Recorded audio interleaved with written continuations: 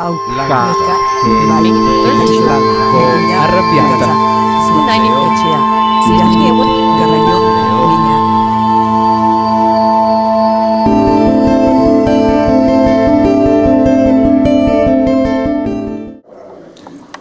So it's good to be here.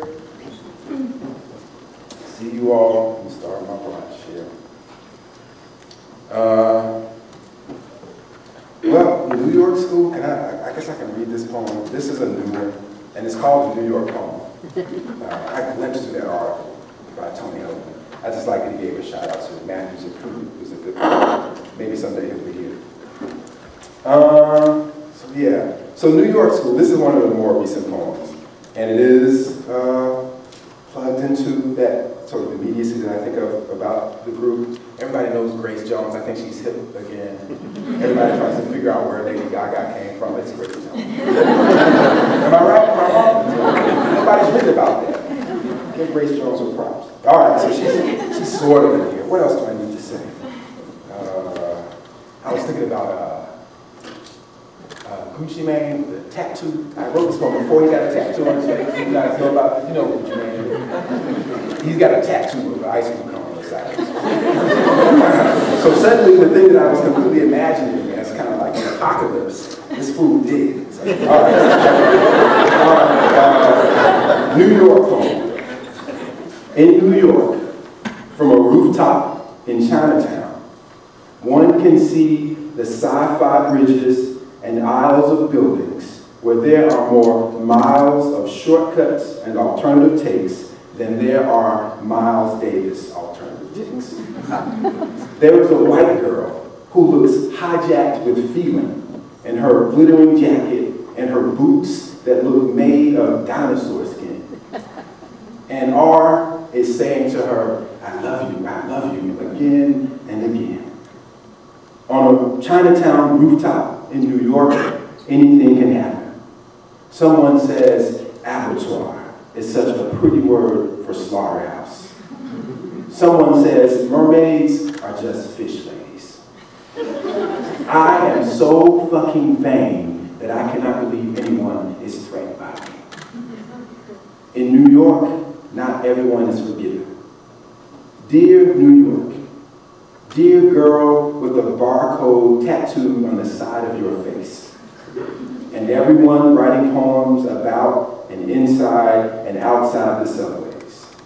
Dear people underground in New York, on the sci-fi bridges and aisles of New York, on the rooftops of Chinatown, where Miles Davis is pumping in, and someone is telling me about contronyms, how cleave and cleave are the same word looking in the opposite direction. I now know bolt is to lock and bolt is to run away. That's how I think of New York. Someone jonesing for Grace Jones at the party and someone jonesing for Grace. So that's a more recent one. So you know, the dude in the poem R, who was a good friend, that's mostly true because he was chasing this woman at the party and like, I love you, you're so fine. And he just left me alone and I sat in the corner and fell asleep. Had a good party too. And then at 6 o'clock a.m. when he was taking me home and he was like, hey man, I'm sorry about last night. I was like, I don't even remember it, but then I wrote that poem. And he saw it. The guy was a New Yorker and of course he saw it. And then he was upset. I said R, man. I didn't say your name. But the next time I saw him, he gave me a Grace Jones record. So I don't have a record player, but it was a nice gesture. All right, okay, let me see here. What can I'm thinking about what to read. I'll just read like straight through, and then we'll get to some other newer poems. So Lighthead's Guide to the Galaxy is the first poem. It's something like a sort of ars poetica, something like a guide to the collection. I'm thinking about Hitchhiker's Guide to the Galaxy, of course. And I guess that's all I can say about it. Lighthead's Guide to the Galaxy. Ladies and gentlemen, ghosts and children of the state, I am here because I could never get the hang of time. This hour, for example, would be like all the others were it not for the rain falling through the roof. I'd better not be too explicit.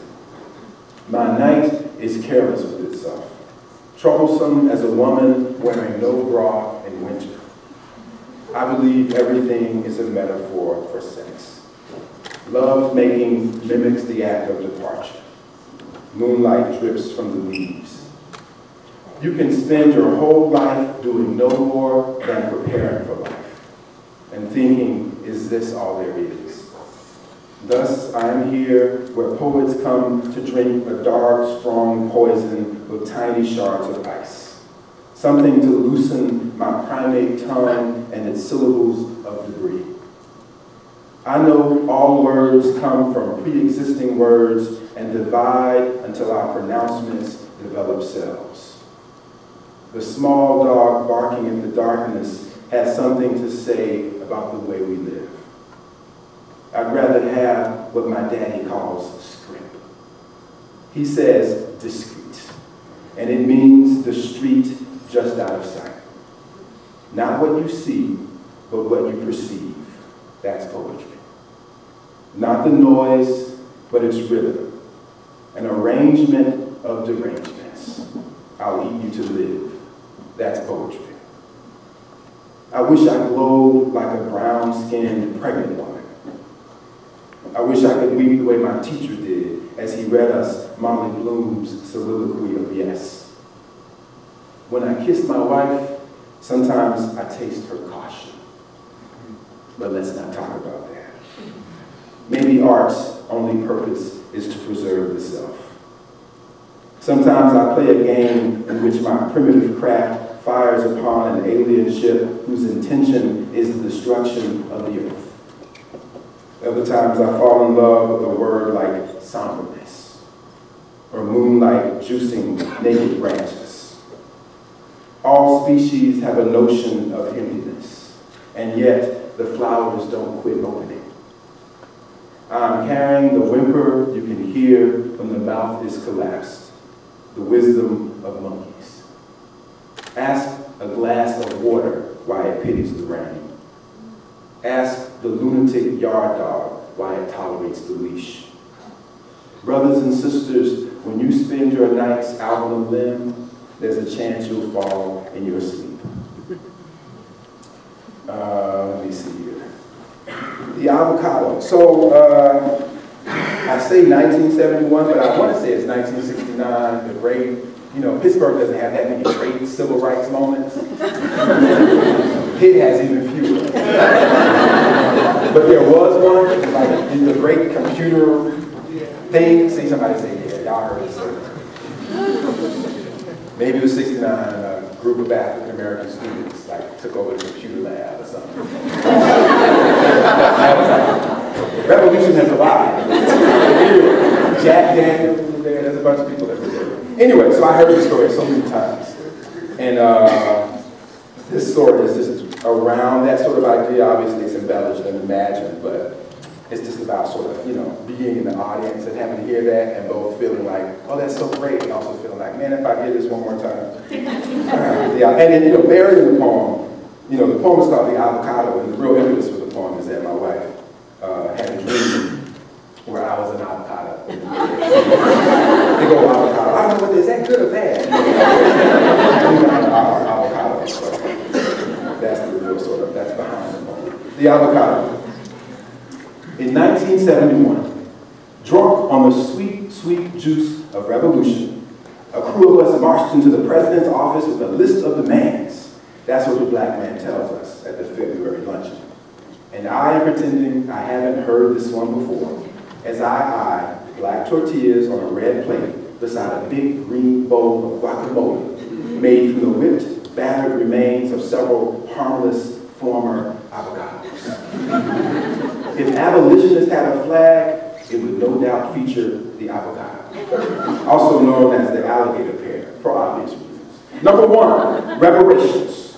Enough gold to fill each of our women's wombs. Gold to nurse our warriors waiting to enter this world with bright fists. That's what we told, the man says. And I am thinking of the money-colored flesh of the avocado. High in monosaturates, its oil content is second only to ops. I'm looking at my wife's caterpillar locks dangle over her ear. I dare you to find a lovelier woman from Cincinnati, where the north touches the south. 3, we wanted more boulevards named for the Reverend Dr. Martin Luther King Jr., an airport named for Sojourner Truth. The roots of the avocado tree can raise pavement. So it's not too crazy to imagine the fruit as a symbol of revolt on the abolitionist flag. We are all one kind of abolitionist or another, no doubt. And we are like the avocado too, with its inedible, ruby-colored seed that can actually sprout from the inside when the fruit is over mature, causing internal molds and breakdowns. Demand number 21. A Harriet, now you know there's an MLK statue on the mall now, but he wants a Harriet Tubman statue on the mall. Brother man is weeping now and walking wet tissue to the trash can and saying, Harriet Tubman was a walking shadow. Or he is saying, Harriet Tubman walked in shadows. Or he is saying, to many, Harriet Tubman was a shadow to walk in. And the meaning is pureed flesh with lime juice, minced garlic and chili powder. It is salt and the pepper Harriet Tubman tossed over her shoulder to trouble the bloodhounds. Many isolated avocado trees fail to fruit from lack of pollination. Goddamn, ain't you hungry? I whispered to my wife, and she puts a finger to my lips to distract me. Say, baby, wasn't that you waking me up last night to say you had a dream where I was a big, luscious, man-sized avocado? Someone's belly is growling. We weren't going to be colored. We weren't going to be Negro, the man says. And I'm thinking, every time I hear this story, it's the one telling the story that's the hero. Hush now, Harriet Tubman probably said near dawn, pointing a finger black enough to be her pistol barrel toward the future. Or pointing a pistol barrel black enough to be her finger at the mouth of some starved, stammering slave, and then lifting her head to listen for something that no one but her could hear. So that's almost true. There were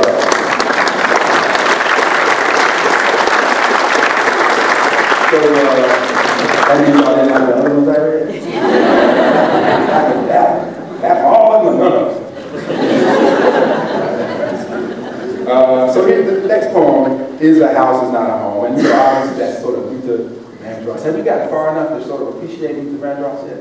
Maybe not. Still from a painful memory. Everybody celebrating, you know, Nirvana now. That's all, because it's 20 years. Which is right. They're good. They held up over 20 years. I don't know if Luther's going to hold up over 20 years. He's got a few good songs. But this one is A House Is Not a Home, and it's sort of around that moment when he died. It was the night I embraced Ron's wife a bit too long because he refused to kiss me goodbye that I realized the essential nature of sound. When she slapped me across one ear and he punched me in the other, I recall almost instantly the purr of liquor sliding along the neck of the bottle a few hours earlier as the three of us took turns imitating the croon of the recently deceased Luther Vandross. I decided then, even as my ears fattened, to seek employment at the African American Acoustic and Audiological Accident Insurance Institute, where probably there is a whole file devoted to Luther Vandross. And probably it contains the phone call he made once to ask a niece the whereabouts of his very first piano. I already know there is a difference between hearing and listening, but to get the job, I bet I'll have to learn how to transcribe church fires, or how to categorize the dozen or so variations of gasping, one of which likely includes Ron and me in the 8th grade, the time a neighbor flashed her breast at us. That night at Ron's house, I believed he, his wife, and Luther loved me more than anything I could grasp. I can't believe you won't kiss me goodbye. You're the gayest man I know, I told him, just before shackling my arms around his wife. My job is all about context, I will tell friends when they ask. I love it, though most days all I do is root through noise like a termite with a number on his back. What will I steal? Rain falling on a picket sign. Breathy epithets. You think I'm bullshitting. When you have no music, everything becomes a form of music. I bet somewhere in Mississippi there is a skull that only a sharecropper's daughter can make sing. I'll steal that sound. More than anything, I want to work at the African American Acoustic and Audiological Accident Insurance Institute so that I can record the rumors and raucous rhythms of my people, our jangled history, the slander in our sugar, the ardor in our anger, a subcategory of which probably includes the sound particular to one, returning to his feet after a friend has knocked him down. So I was pleased with that. I was just like, you don't have to clap after every poem, because then I just walked up. That's confusing, and this is how it is for my kids. Do this, don't do that. Kafka worked at some place like $10 a person can name where he worked, the insurance company. The Kingdom of Bavaria, Bohemian, something Insurance Institute, or something like that. So I was reading about Franz Kafka, and I was thinking, I want to work somewhere like that. That's in that poem. Shakur. I was talking to someone last week about this poem, and they said to me, so, you know, do you like Tupac Shakur? And I say, a little bit. He's good looking, but he ain't as talented as Biggie. I mean, he's not. So what I decided was, because of that, I thought I should try to write about it. Because he's a compelling figure, but he's really not more talented than Biggie Smalls. And you think he is, you don't know anything about music. That doesn't mean he's not interested. So Shakur, which means thanks be to God. You know, what interests me about him is how self-destructive he is. I mean, Biggie is just sort of frightening. Biggie Smalls, for people that don't know, he's like nihilistic, which is in its own right kind of scary. So anyway, so there's no poem about Biggie because I like him, but I had to write a poem about Shakur because he's interesting to me. So Shakur, what else can I tell you about this poem? The scene of the people freezing on the road, you know, that takes place in Nebraska. There's nobody here from Nebraska. A guy was telling, I was doing a reading in Nebraska, and the guy was telling me that story, and I was thinking, only in Nebraska, people go crazy, like freeze on the side of the road. So there's other things happening, but that sort of was, again, one of those images floating through. I was thinking, like, what would they be listening to if they froze to death on the side of the road in Nebraska? Shakur. I'm coming at you live from the halfway out, where the winter morning stretches out like a white sheet over lovers the infinite has fetched. The still and bone blue white couple found parked, frozen on the highway. I'm thinking of them and the drug that made them think they were warm enough to chill. Because I know staying alive requires pills and a wicked streak. I'd need a head cocooned in bass.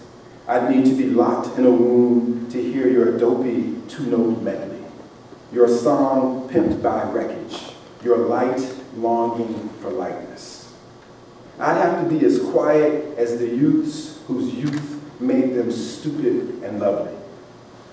They are God's niggas now, like you. I'm thinking of the stall of intoxicated cool that stalled you before it stalled them.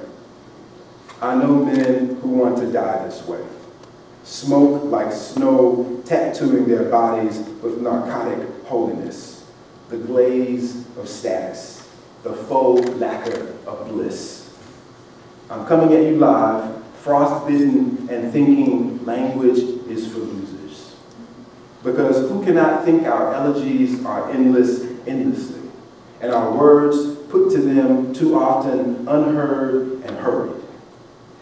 I'm coming at you live from the intangible. Do you want to ride or die crowded into a small space spitting, come with me? One day my song will be called Language is for Lovers. One day desire will not be a form of wickedness. And when you offer your drug, oh ghost, I'll resist. That was too hard. I do sort of like Tupac. Machiavelli, I like it. Yeah. I do like it a little bit. It's most of the stuff I don't like. But it just takes one or two songs. That's what I think about being a poet. Like one decent poem, you can have a whole career. A bunch of mediocre poems. So Tupac's all right. You know, he had a couple of them. I'm sorry, I should have been so hard. All right, let me see. So I do like repetition, and so usually what I have to do is like read only one repetitive poem so that people won't be like, all he did was say the same thing again and again and again. But now that I've said that, you won't think that, maybe. So here's the list poem in the book, and I have another one that I thought I would end with, but we'll see. It's Lighthead's Guide to Addiction. Lighthead sort of shows up a little bit, and a few other head cases show up. But this one's Lighthead's Guide to Addiction. And if you are addicted to sleep, a bait of fresh coffee may help. If you are addicted to coffee, teach yourself to break dance. If you are addicted to dancing, polio will cure you. If you hear that the last black man alive will be burned at sunset, find an underground railroad. If you are addicted to railroads, try wearing undersized shoes. No one knows where your mother has gone with her taxi fund. If you are addicted to shoes, move to a provincial village in Japan. If you are addicted to Japan, try eating with no teeth. If you are addicted to teeth, visit the wife beater's widow. She will be upstairs awaiting your caress. I often wake up horny. If you are addicted to masturbation, seek company. If you are addicted to company, try starlight and silence. If you are addicted to silence, find guard dogs, traffic, or infants. If you are addicted to infants, try reliable contraception, or try asking yourself, what's wrong with me? If you are addicted to contraception, try recklessness. Try riding an unsaddled horse until you are thrown into a bed of gravel. If you are addicted to recklessness, try a spoon-fed disease. My mother loves imagining the day she'll die. If you are addicted to disease, visit an old world doctor. If you are addicted to doctors, try war. If you are addicted to sorrow, all my talk about loss is not lost to you. No one knows why your father built a shed for his weapons, probably with some hellified form of addiction. If you are addicted to weapons, please find the people who plan to burn the last black man alive at sunset for me. Or try learning a little history. Obviously, I'm addicted to repetition, which is a form of history. If you are addicted to history, try a blindfold of razors or buy a Cadillac. If you are addicted to Cadillacs, try poverty. No one is addicted to poverty, but if you are, try wealth. If you are addicted to wealth, you'll need money. If you are addicted to money, you'll need money. Try that. Just a few more from the book. Snow for Wallace Stevens. What can I tell you about Wallace Stevens? Wallace Stevens is actually the same category as Tupac Shakur. Because I'm not sure if I like him, he just becomes interesting. You know how you stare at that thing? It's like staring at a stain, you're like. So I do think, like the Tupac, I do like Wallace Stevens. It's just complicated. So this is that, and you do like allusions and shout outs. They're sort of irrelevant, but all the crazy stuff in the poem, and the stuff you don't understand, that's Wallace Stevens. Everything you do understand is Snow for Wallace Stevens. No one living a snowed-in life. He likes snow. If you were to just lay all his poems out, I guess this could be an indication of my whatever my obsessiveness is, because I do notice patterns. I guess that is OCD. So like in poems, I like snow. But he does. He likes snow. Emperor of ice cream, and so that's why it's snow for him, because he has some sort of obsession with snow. And he has a poem called Decorations in the Nigger Cemetery. I'll tell you that much. So Snow for Wallace Stevens. I'm sorry. No one living a snowed-in life can sleep without a blindfold. Light is the lion that comes down to drink.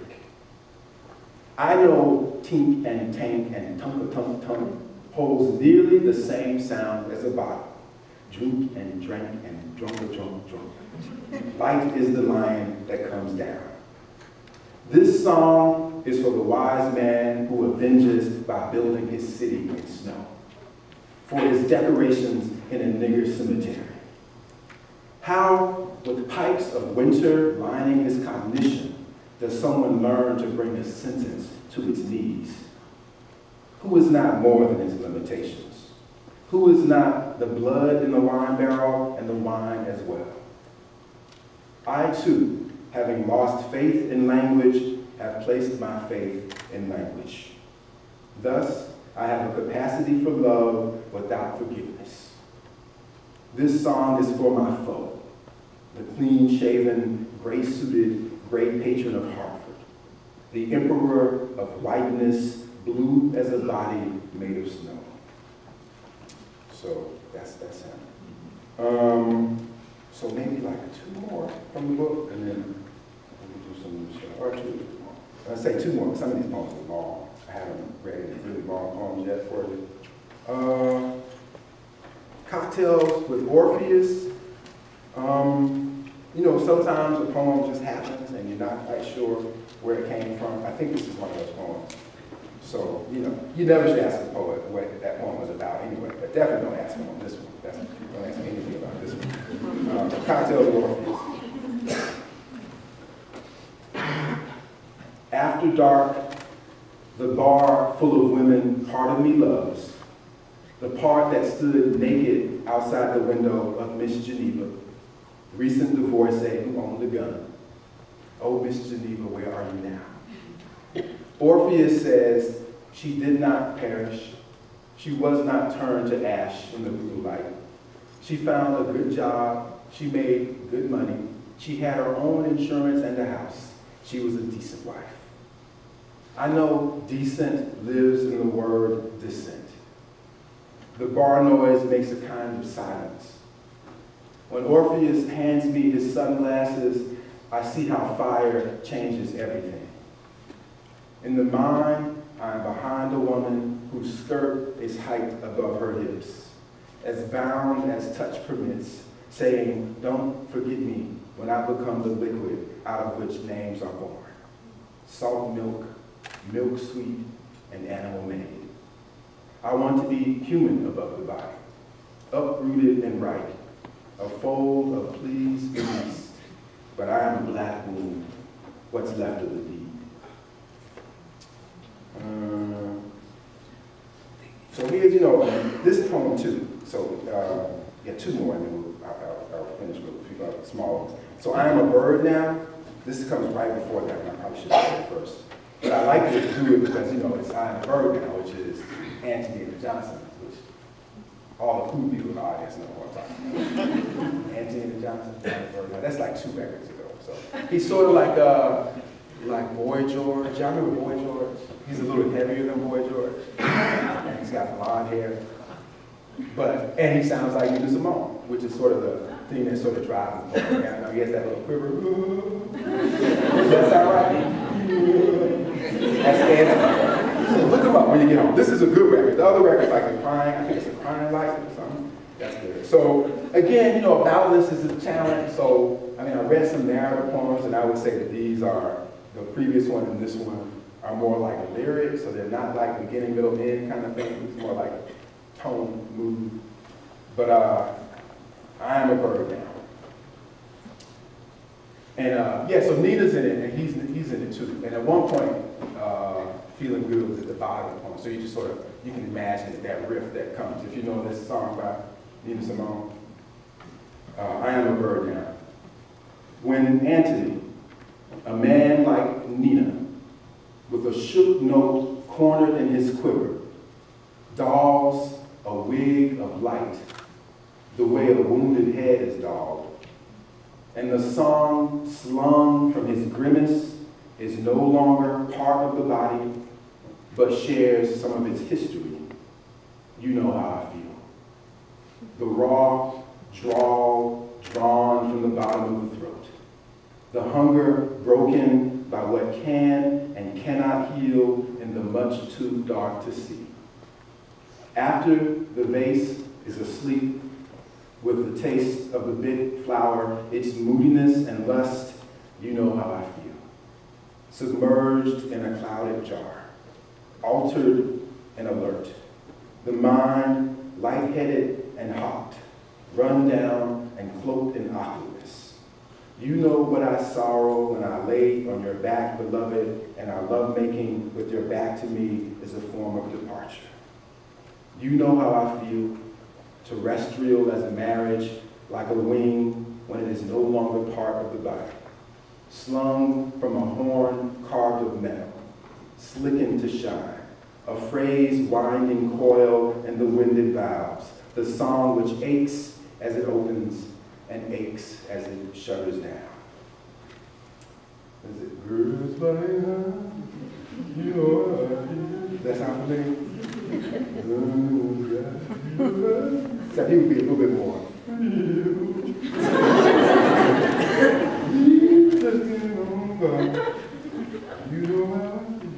Something like that. All right. So you know, in the book there are these longer poems, which I call pichi kucha, but in Japan they call them pichachkas. It doesn't matter. It's something like that. They're like these 20-part poems, and they do. You know, they take. If you read them in the right time, they take like 6 minutes and 40 seconds. Usually I take about 7 minutes to read them. So that means I can only do one, really, a reading, or do 3 and be done. So this one is a newish one. It's not in the book. It's called Gentle Measures. The full title is based on a book about like child rearing. So I have Gentle Measures, but the full title of the book, it's an 1871 book, is Gentle Measures in the Management and Training of the Young, or the Principles on which a firm parental authority may be established and maintained without violence or anger, and the right development of the moral and mental capacities be promoted by methods in harmony with the structure and characteristics of the juvenile mind. That's the whole title. That's the title of the book. 1871. So anyway, mine is called Gentle Measures, but if you listen to that title, you have a sense of sort of where I'm going. I'm trying to think of what else I can tell you to set this one up. Imagine the children are like poems. It's like a proliferation of poems, you know. You just want to make all the poems. And then, you know, when you write a poem, you have to abandon it at some point. You can't just like take care of it forever. Gentle Measures. First, I would like to have, with 248 women from the world's 248 nations, 248 children, then I would like to abandon them. I know it's not that easy, but when I am home, I can't wait to get moving. And when I am moving, I can't wait to get home again. Part of me loves when I've got no place to be. For the occasion she learns she will have no father, my Sri Lankan child will have to imagine, difficult as it is, the depth of history. How humanity endures because it is at most an idea. This scenario is also for my mother, flirting with a man twice her age, and is for the lonely child in me. I will have a son named Hijinks, and a son named 44, and a son named Mary. Some of my sons will wear bags on their heads. Some of my sons will wait their whole lives to board an ark called American Beauty. Mothers, various retributions should be divvied in the light of each child's sins. My children will not always be godly. You have my permission to punish them as you would like to punish me. Your hands and knees must be bloodied. I would like to abandon the child of a mother who dies in a Luxembourg train wreck, and a mother kidnapped by banana farmers in Belize. A mother taking refuge alone in a mountain cave during a Peruvian flood. Goddamn, I want to be as hardcore as my daddy. Thinking of me, 2 or 3 myths their brains devise will begin to divide in them, the tangible cells untangling themselves until my absence seems to recede. My children will find grease on their fingers after touching pictures of me. Sometimes I want to catch the hand of a child and go, life, life, life.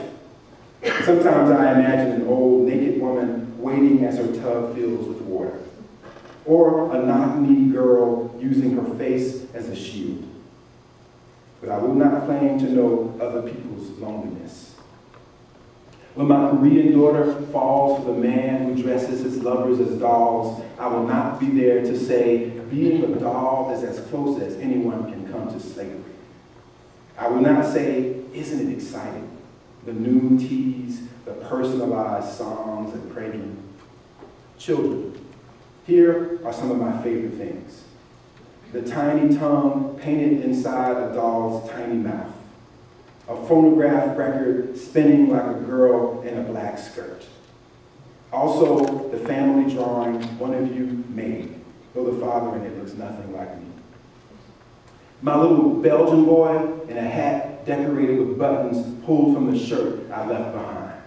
My little Syrian girl with a shoebox waiting for birthday cards she will not receive.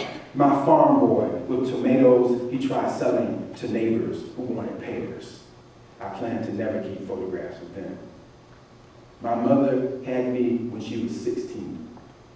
The angle of her teeth, she could barely shut her mouth, may have been inherited from her father before he ran away. She told me, if a strange man ever appears at your door, kick him in his grandbaby. Kick him even if he begins to sing to you about me. Let's praise everything that spurs the spirit to creativity. The tin cup my father rattles until its poison spills. How easily a mouth erupts with belief. Let's praise how much we love without loving. How little we sing while singing. We can try to praise the light blue power of family because it is not made of stone, it is not mist. You can't hold it long, but this is true of many things. Somewhere in this brain is also my father's misery. And whether it is better to forgive or let yourself be forgiven eventually. My child with no one to teach her how to skin a Bolivian goat or make a necklace of Tanzanian wolf teeth. My kindergartens in Madagascar and Cuba. My daughter whose stepfather will die in a Kenyan coal mine. My daughter whose boots will fail to warm her in the Ukrainian snow. Their lives will be better without me. This is a wish for the child sleeping in the grass that has wilted a little. For the child lazing in the pool of a beachside hotel. This is for the child who overhears his mother cry into the phone, "Don't you put the bad mouth on me." Sometimes my prayers begin, "Darkness, is that you at my soul?" Because that's one version of pain. And I'm always like, "Angel, leave me the fuck alone." I'm like, blame the devil upon me. I have said I am in love with beauty, but my heart is so mangled, it spills blood on everything. In the high schools where the janitors speak French. In Swaziland and Switzerland, on the small islands where nuns show their knees. In places the word for father means nothing to me. Their lives will be better off without me. I would like to leave you to the moody cruelty and nurture of your mother's children. To the complex rites and rituals of your countries. To God gazing like a cop on a bike. To cocoa and buzzards and crap inventions in the gospel of possibility. The bald-headed mother dreaming through cancer of the sprawl of highways and the wide-open, wilder wilderness. The fluid, holy light she can put her hand through. The rain beating I am all over her body. It's got nothing to do with me. At each door, I want to slip on my shoes and say to each woman, "Do what you do, Mother Goose." And should one of you find me, children, I'll downright lie and snap, "Shadow, why do you follow me so? Ain't you a long way from home, too? You don't need me to know what it means to be lonely. I won't look back. I won't look back at you." All right, so this is the last one. I'll read it. The rose has teeth. Actually, I mean, I meant to say somebody was talking about bathroom earlier, this poet. That was me. So, Aaron in the poem is sort of playing around with a form that he used. So he's got to, I got to give him a shout out. And then Matmos, we got kind of a music thing going. So you got Shakur, if you don't already have him, Tupac Shakur, Luther Vandross, Anthony and Johnsons, and then Matmos. Anybody know what Matmos is? They do like a little bloop, bloop, computer stuff. It's two guys. No? So the rose in the mouth of the beast has teeth is the name of, I think that's the name of the whole record. It's the name of one song. It's also like Uwe Wittgenstein. So they're like real smart. At the time I didn't know it, I just thought it was a cool title. And then later on I realized that they had gotten it from somewhere else. So there's that. The poem is called The Rose Has Teeth. And it's not about playing the piano, it's sort of about trying to play the piano, which is all I can do. I can only try to play. People think I can play it, but I cannot. I only try to play it. The Rose Has Teeth. So thanks. Good to see all y'all. I hope it was worthwhile. Hope you got your umbrellas. Rose Has Teeth. I was trying to play the 12-bar blues with 2 bars. I was trying to fill the room with a shocked and awkward color. I was trying to limber your shuffle, the muscle wired to muscle. I wanted to be a lucid hammer. I was trying to play like the first mechanic asks to repair the first automobile. Once piano, every man-made song could fit in your mouth. But I was trying to play Burial's Ghost Hardware. I was trying to play Steve and sequins for Larry Levan without all the artificial bells and smoke. I was trying to play the sound of applause by trying to play the sound of rain. I was trying to mimic the stain on a bed, the sound of a woman's soft, contracting bellow, the answer to who I am. Before I trust the God who makes me rot, I trust you, piano. Something deathless fills your room. Because I wanted to be invisible, I was trying to play like a woman blacker than an unpaid light bill, like a white boy lost in the snow. I wanted to be a ghost because the skull is just a few holes covered in meat. The skin has no teeth. I was trying to play the sound of a shattered window. I was trying to play what I felt singing in the mirror as a boy. I was trying to play the sound of what I overheard, the old questions, the hunger, the rattle of spines. The body that only loves what it can touch always turns to dust. What would a mother feel if her child sang, "Sometimes I feel like a motherless child too beautifully"? A hole has no teeth. A bird has no teeth. But you got teeth, piano. You make me high. You make me dance as only a sail can dance its ragged, assailable dance. You make me believe there is good in me. I was trying to play California Dreaming with Jose Feliciano's Marble. I was trying to play it the way George Benson played it on the guitar his daddy made him at the end of the war. My lady, she dreams of Chicago. I was trying to play Muhammadu Bamba, like a band of Africans named after a tree. A tree has no teeth. A horn has no teeth. Don't chew, piano.